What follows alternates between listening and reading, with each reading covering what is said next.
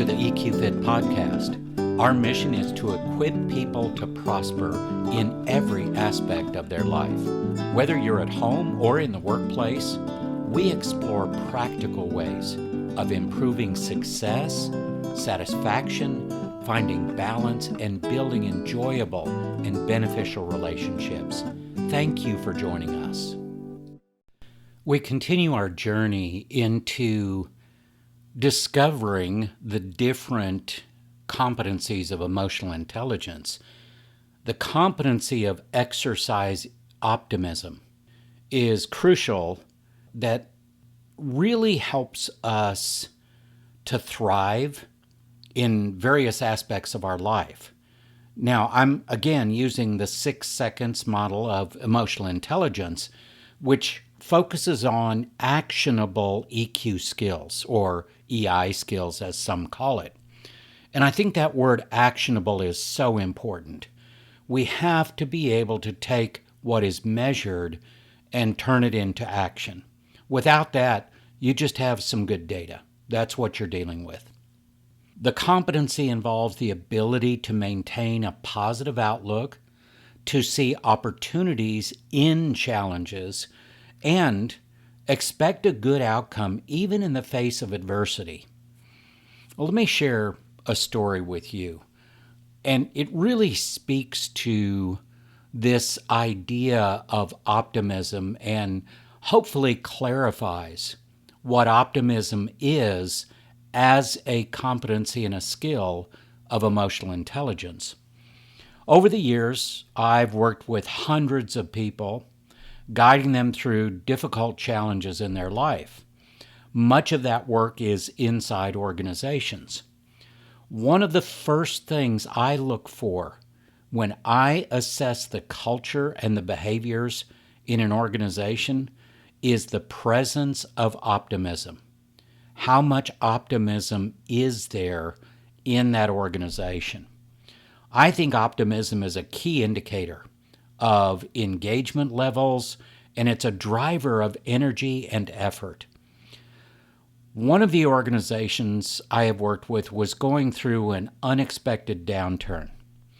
The loss of optimism was significant and just right there for everybody to see, except for those people in the organization who had been living it every day. The circumstances had become so challenging that they didn't have a lot of energy for anything else. They asked me to come in and see what could be done to, quote, get things back on track. The entire environment had shifted to pessimism. As I began spending time with people, working through my discovery process and doing my assessments, I realized that there was a primary source of the pessimism. A senior leader that everyone looked to for guidance within the organization was going through one of those perfect storm scenarios in his life. He had suffered personal loss of a loved one, had 2 key employees leave, and had some recent customer issues that were creating stress for him. And this is all going on at the same time.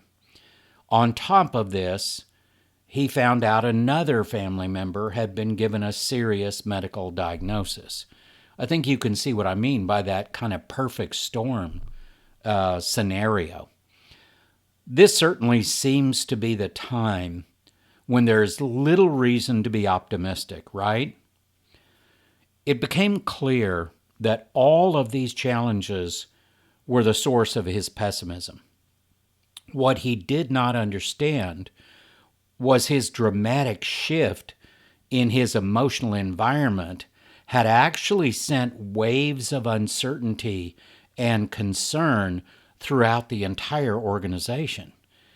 People who were usually optimistic and forward-thinking, who encouraged others, had now been more subdued, and their optimism had diminished significantly because of the unknown.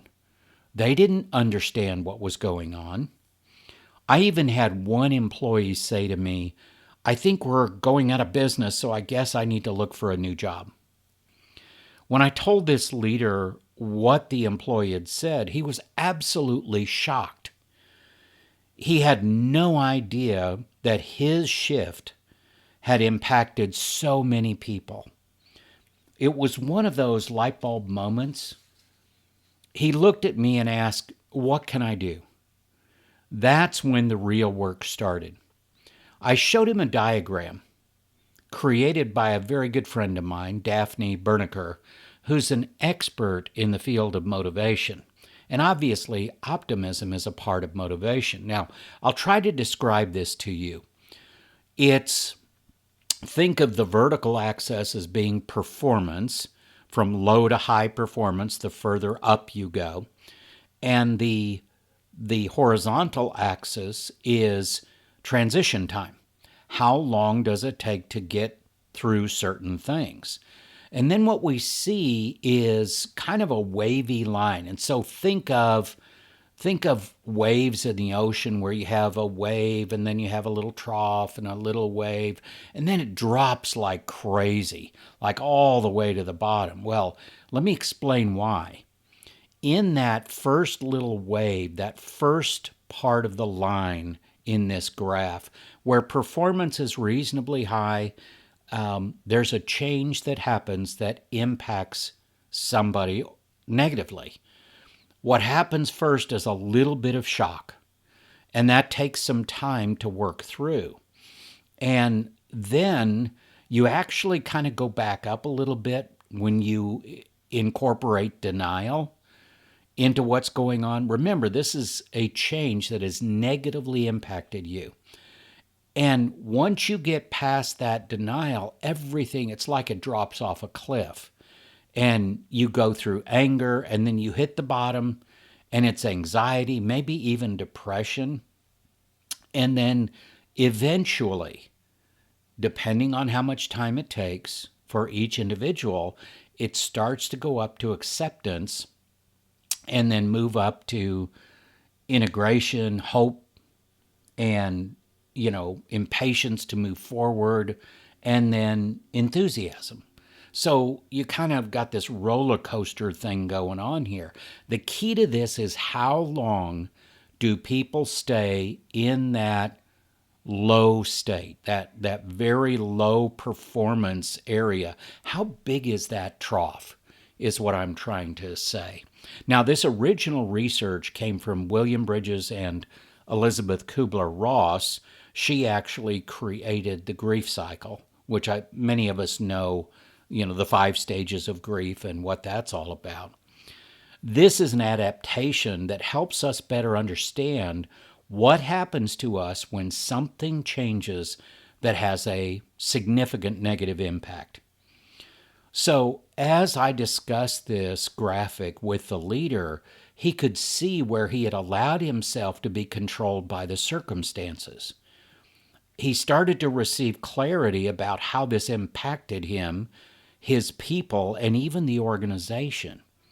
He was stuck at the bottom of the curve. He was down there in anxiety.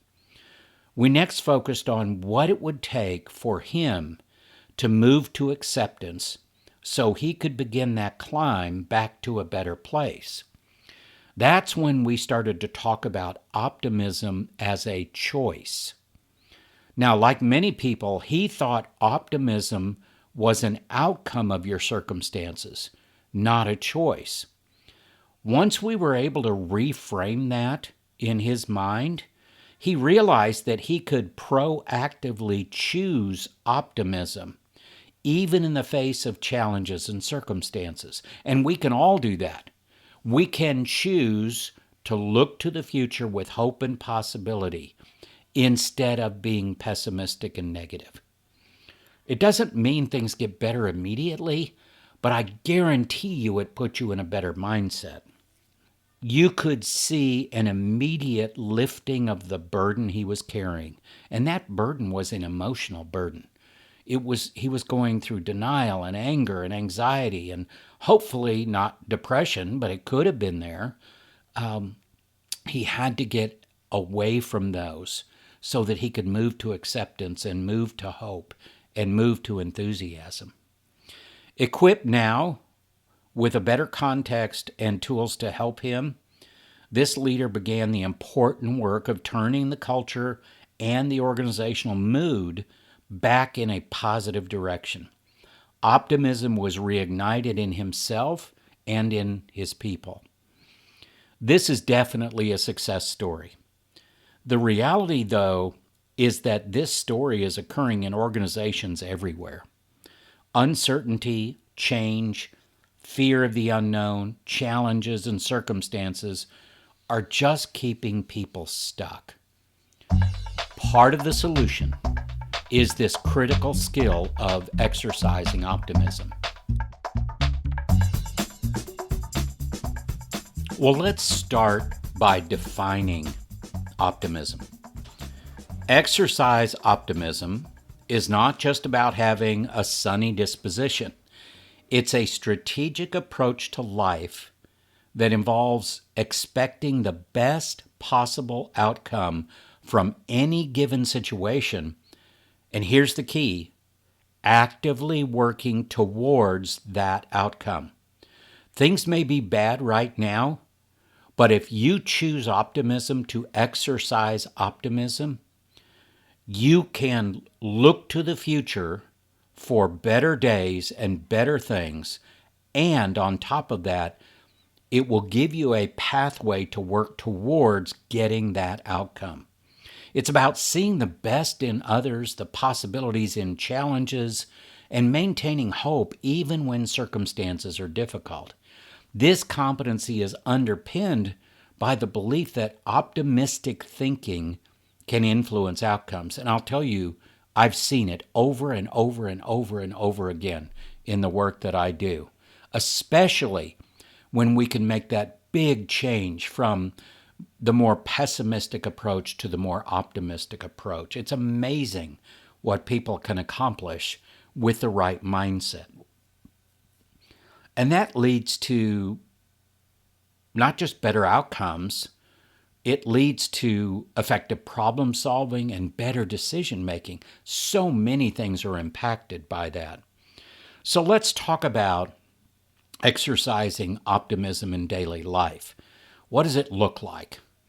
In personal relationships, it appears as giving others the benefit of the doubt or focusing on solutions rather than problems. Professionally, it shows through leadership that encourages people, encourages teams during challenging projects or in the face of setbacks. That's huge. Leaders who can exercise optimism can change the trajectory of their organization. There is no question in my mind. On a personal level, it might even be seen as persevering through personal challenges, whether it's career hurdles or health issues, but you do it with a hopeful outlook. Okay, so how do we identify if we have a low score on exercise optimism? Well, you might see a pattern of anticipating the worst outcomes, or people who worry all the time or are only focused on the negative things. Frequent feelings of helplessness or hopelessness in challenging situations. Reluctance to engage in new opportunities due to a fear of failure. Persistent focus on past failures rather than future possibilities. I want to share something with you here. When you practice something, you're creating habits or patterns, what we call in science neural pathways, that every time you do it, it gets reinforced. And the more that you do it and the more you reinforce it, the stronger it becomes and the more difficult it is to change. So choosing to exercise optimism is choosing to create better neural pathways, better habits, better patterns. This is not some, fake it till you make it kind of thing. This is real. This is neuroscience, and it hits home for all of us. So, what are the potential consequences if we do have a low exercise optimism competency or skill? Increased susceptibility to stress and anxiety. People may focus more on potential pitfalls than on solutions. You might have missed opportunities due to a tendency to expect and prepare less for positive outcomes. I think there's a huge, huge opportunity cost in organizations today because they don't cultivate their culture in a way that fosters optimism. Challenges in relationship and teamwork as a negative outlook can decrease morale and it can increase conflict. These are very serious consequences. Now, what can we do about that? Let's start with strategies for developing this skill of exercising optimism. Number one, I'm going to give you some bullet points here that I think will help. And some of these may be more effective for you than others, and that's fine. Take what is good for you and use it, because I guarantee you choosing to exercise optimism makes a huge difference in every part of your life. So we can build exercise optimism by practicing and being intentional about certain things. Number one, reframing challenges. Learning to see problems as opportunities for growth and development, not just as problems. Number two, gratitude practices. Regularly acknowledging and appreciating the good in your life, which can shift focus away from the negative to the positive. Number three, setting achievable goals. Create realistic, achievable goals that provide frequent opportunities for success and positive reinforcement. I'm going to share a side note here. I struggle with that. I like the big wins, the big projects, the big wins, the big turnarounds, whatever that looks like. I am really bad at not celebrating the small wins. And I had a good friend tell that to me one time. And it was negatively impacting my optimism. And I have changed since that conversation to really be intentional about setting realistic goals. Number four, cognitive behavioral techniques. Okay, I'll get out of the science here for a minute. Challenging pessimistic thoughts and replacing them with more balanced and optimistic ones. That may seem simple and may not seem that impactful, but challenging those pessimistic thoughts, naming what they are. There's a phrase I use, name it to tame it. It really works. And number five, mindfulness and meditation. These practices can help manage stress and foster a more present, positive outlook on life. Again, let me give you my interpretation of what mindfulness and meditation is.